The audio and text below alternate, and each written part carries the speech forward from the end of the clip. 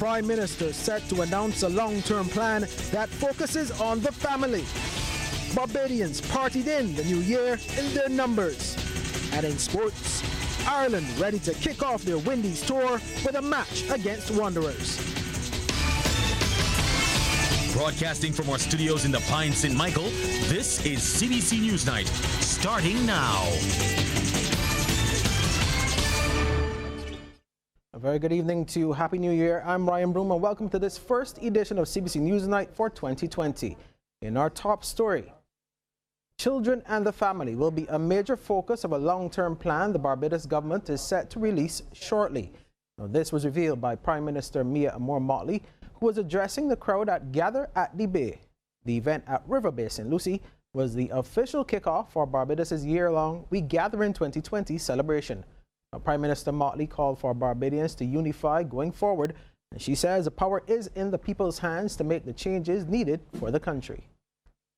We are going to raise children and we are going to save families, and we are starting in 2020. Tomorrow night I will address the country and I will set out for you a 7-year plan that I want every Bajan to hold hands with me and join. Because we can't make this country different by a government alone, or by the church alone, or by one or two here alone. It will be made different when the majority of us, can't get everybody, but when the majority of us stand up for Barbados and the Barbados brand. Meanwhile, Barbadians both at home and living around the world are all excited about the We Gather in 2020 initiative and its potential to help create greater unity at the community level while giving Barbadians who have not returned home in a long time an opportunity to reconnect with some familiar things at home. Now this as thousands of them descended on the scenic River Bay St. Lucie site to kick off the first leg of We Gather in 2020. Individuals, groups and families brought back memories of the River Bay of old when it was a picnic site of choice for Barbadians from all over the island. I had an opportunity to speak to some of them earlier today. Now, based on the feedback from many of those gathered at River Bay, Barbadians living overseas have been heeding the calls to gather at home this year. Grafton Eiffel left Barbados at the age of 18 more than 5 decades ago to pursue a career in the Bahamas. In 1956, there were 26 of us leaving Barbados for the Bahamas. They have, most of them left and went to do teaching, they went to the civil service, they held high positions in the government in the Bahamas. Well, I remained in the force, and I ended as an assistant commissioner, and then I was commandant of the police reserves.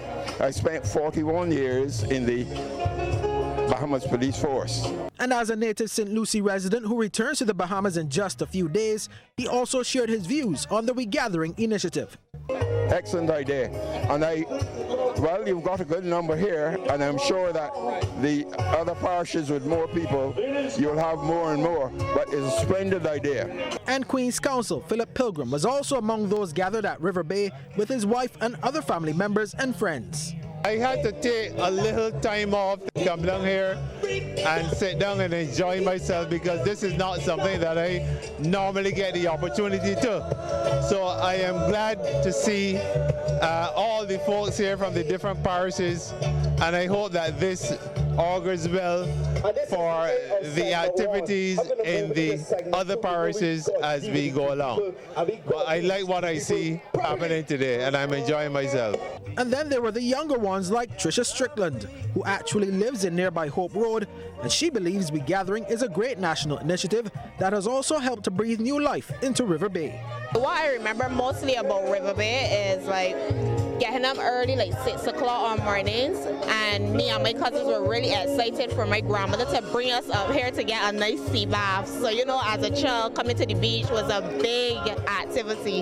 So that is one of the best highlights for me Apart from that, I remember River Bay being one of the most popular picnic spots in Barbados. Almost every weekend up here was packed with people. You would see all the buses passing by, and then you would be home and you would be hearing all of the music until like 6 p.m. or so. So those are my most fond memories of River Bay.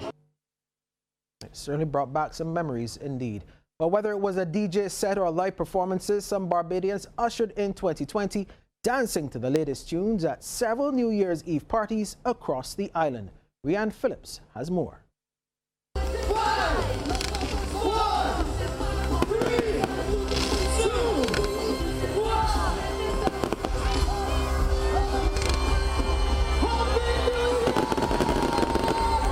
With that amazing fireworks display, tours NYE patrons at the Hilton welcomed the start of a new year and a new decade.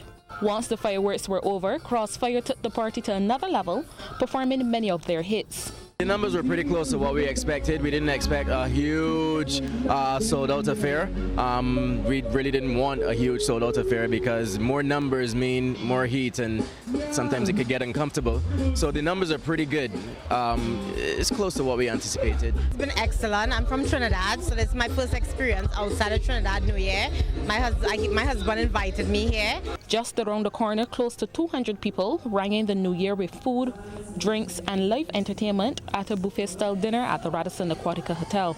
We are up to about 175. We had about 150, but we made provision for an additional 25. People just came through the doors, and we will not turn anyone back. It's going fabulous. This is definitely up from past years. Every year, it continues to build, it continues to improve. We continue to employ different strategies in terms of getting people in. So this year, again, this has taken it to another level.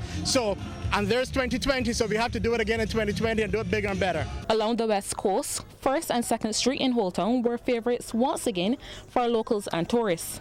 And in the north, it was all about Estelle at Nikki Beach, as she rocked the crowd with an energetic set, which was followed by a fireworks display.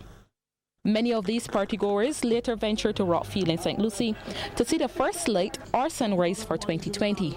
This is the 5th year of this event. We did 3 years in St. Philip. It's the 2nd year in St. Lucie.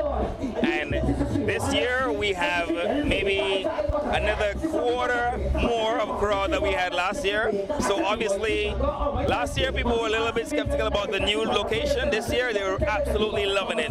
Happy New Year to Barbados, the beginning of the gathering 2020. Rianne Phillips, CBC News.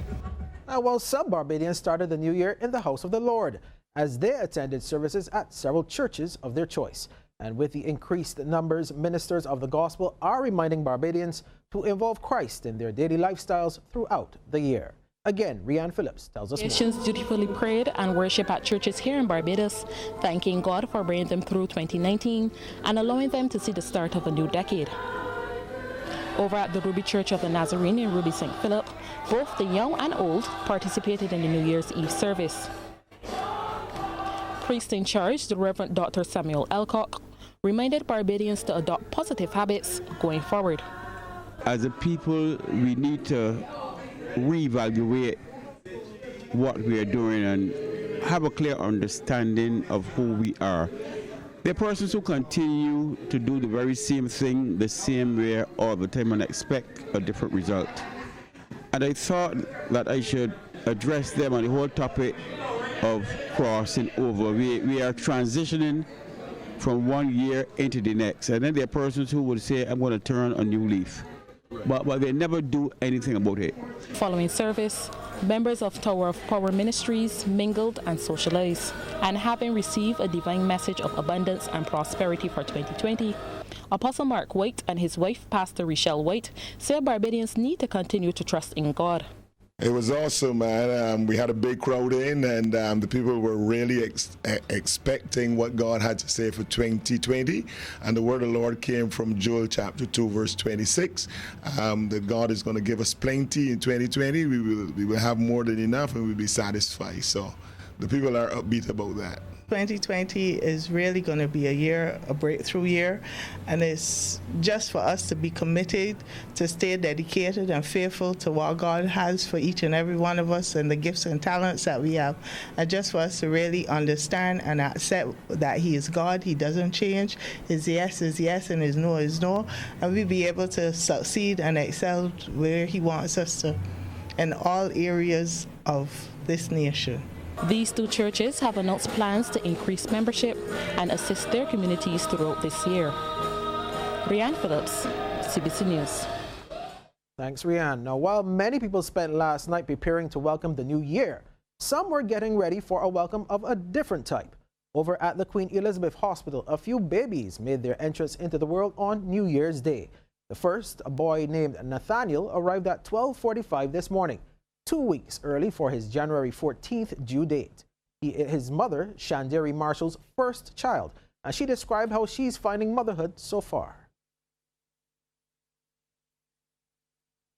To be a mother, it's an awesome feelings, and I'm looking forward to grow him and groom him the best that I can do to him,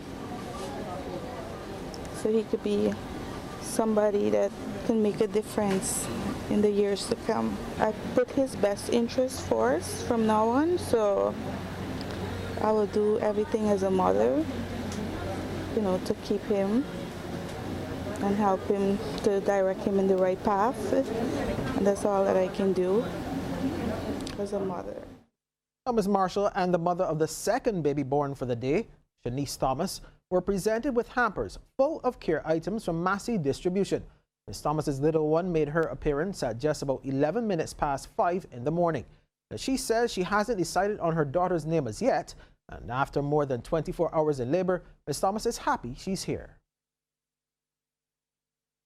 I had a pretty rough pregnancy and rough delivery, and it just feels like a big reward. A big reward. Up to news time, 3 more girls have been born at the QEH. No births were recorded at the Bayview Hospital.